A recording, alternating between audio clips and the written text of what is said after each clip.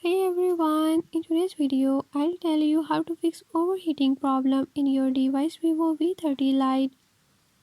In this video, I'm going to show you how to fix this issue. But before we get started, don't forget to hit the subscribe button and ring the notification bell. Make sure to watch complete video and learn how you can do it. Let's watch the video.